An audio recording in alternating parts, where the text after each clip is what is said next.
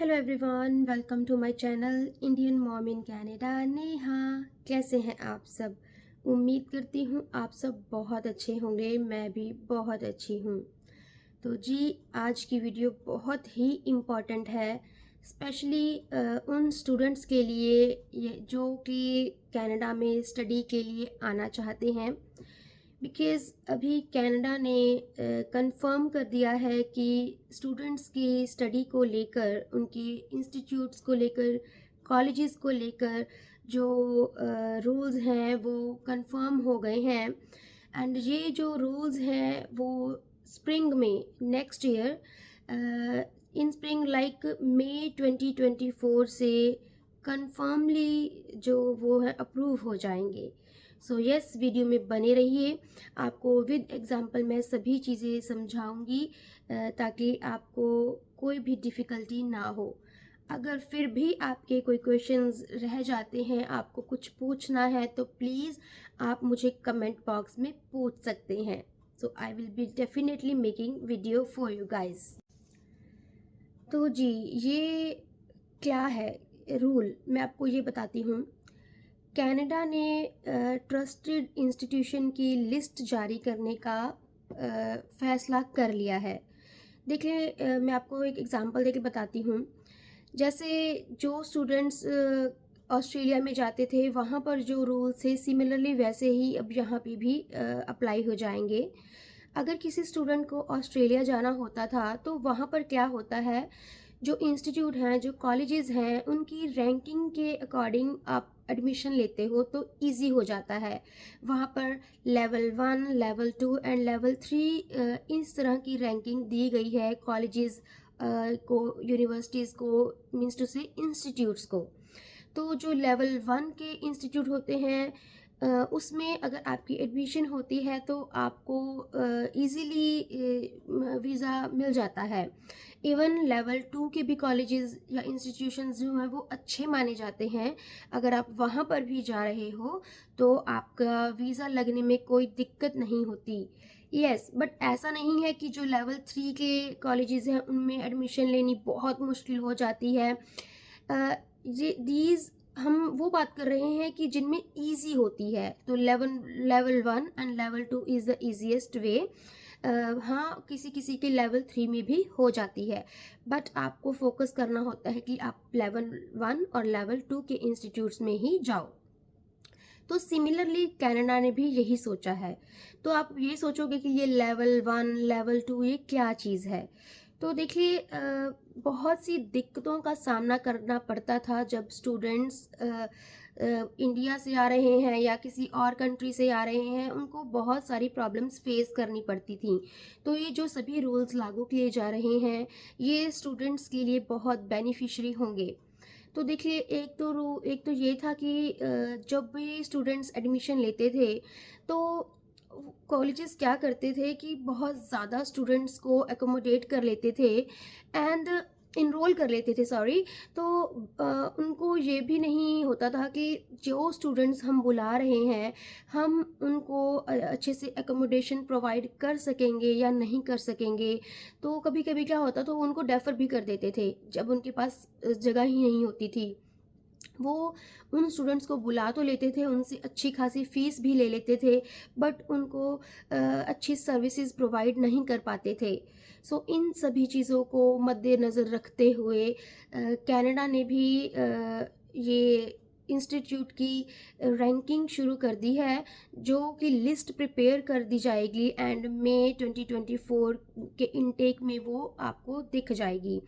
And एक चीज़ और भी है कि एवरी ईयर जो स्टूडेंट्स हैं वो बढ़ते ही जा रहे हैं।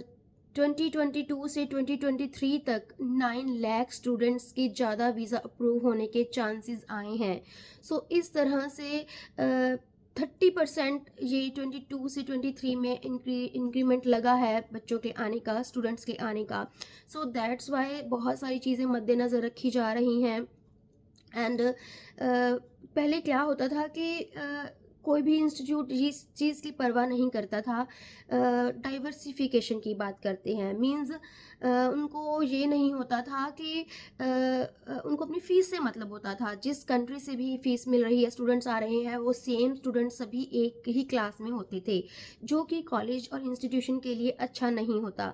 क्योंकि कनाडा जो है वो एक कॉस्मोपॉलिटन कंट्री है, मीन्स यहाँ से डिफरेंट डिफरेंट कंट्रीज से, डिफरेंट डिफरेंट प्लेसेस से लोग आते हैं। अभी रिसेंटली देखा गया है कि एक क्लास में सभी स्टूडेंट्स इंडिया से ही आए हुए थे, बिकॉज इंडिया से 40% स्टूडेंट्स यहाँ पर आते हैं। सो इससे डाइवर्सिफिकेशन में बहुत ज़्यादा दिक्कत होती है। कनाडा चाहता है कि वहाँ पर डिफरेंट डिफरेंट कंट्रीज से आएँ, लाइक वो चाहते हैं अफ्रीकन स्टूडेंट्स भी आएँ, यूरोपियन स्टूडेंट्स भी आएँ, एशियन तो आते आते ही हैं। सो और एक चीज़ ये भी है कि इन इंस्टीट्यूशन की रैंकिंग का एक और बड़ा मुद्दा ये भी है कि जो स्टूडेंट्स आते हैं, देखिए वो स्टडी पर्पस से आते हैं, है ना। और ये भी देखा जाएगा कि वो स्टूडेंट्स अपनी स्टडी कंप्लीट होने के बाद सेम फील्ड में काम कर रहे हैं या नहीं कर रहे, क्या वो कनाडा की इकॉनमी में हेल्प कर रहे हैं या नहीं कर रहे। सो बहुत सारी चीज़ें ये मैटर करेंगी जो भी लिस्ट प्रिपेयर होगी। सो या ये दिक्कतें थी। तो अभी जो भी इंस्टीट्यूट रैंकिंग में आएंगे, लेवल 1, लेवल 2 एंड लेवल 3, अभी फाइनली सामने नहीं आया है, बट अकॉर्डिंग टू दैट ही जो क्लासिफिकेशन की जाएगी, तो उन सब में यही चीज़ें मेन रखी जाएंगी कि एक तो जो एप्लीकेशंस हैं उतनी ही अप्रूव हों जितनी कि स्टूडेंट्स को वो सर्विसेज प्रोवाइड कर सकते हैं, उनको अकोमोडेशन दे सकते हैं। एंड ये भी मेक श्योर किया जाएगा कि वो कॉलेज या इंस्टीट्यूट, यूनिवर्सिटी एक ही कंट्री के स्टूडेंट्स को ना इनरोल करे। अगर ये सभी रूल्स इंस्टीट्यूशंस नहीं मानेंगे तो उन स्टूडेंट्स को भी दिक्कत आएगी, उनके वीज़ाज अप्रूव नहीं होंगे एंड वो कॉलेज और इंस्टीट्यूट की रैंकिंग भी कम हो जाएगी, जिससे उनकी वैल्यू कम हो जाएगी और स्टूडेंट्स को आने में भी दिक्कत होगी। सो इन सभी चीज़ों को मद्देनज़र रखते हुए देखिए ये मेन पॉइंट है। बाकी और भी बहुत सारी माइनर चीज़ें होंगी जो देखी जाएंगी, उनको भी मैं आपको एक दो को बता देती हूँ। अगर आपको डिटेल में जानना होगा तो आप फिर मुझे बताइएगा। जैसे कि स्टूडेंट एंड टीचर की रेशो भी देखी जाएगी, बिकॉज़ ऐसा नहीं कि बस बच्चों को एनरोल कर लो और क्लास का साइज़ नहीं देखना, हम बच्चों को कितनी एजुकेशन किस ढंग से प्रोवाइड कर सकते हैं। एंड बहुत सारे स्टूडेंट्स क्या करते हैं, वो बस आने की करते हैं, एक कॉलेज में एडमिशन ले लेते हैं, बट बाद में यहाँ पर आकर कॉलेजेस चेंज कर लेते हैं। तो ये भी चीज़ देखी जाएगी कि कॉलेज क्यों चेंज किया जा रहा है, कॉलेज ने कोई फ्रॉड तो नहीं किया या क्या दिक्कत हुई है। एंड एक चीज़ और देखी जाएगी कि जो स्टूडेंट्स हैं उन्होंने टाइम पर अपना कोर्स पूरा किया है या नहीं।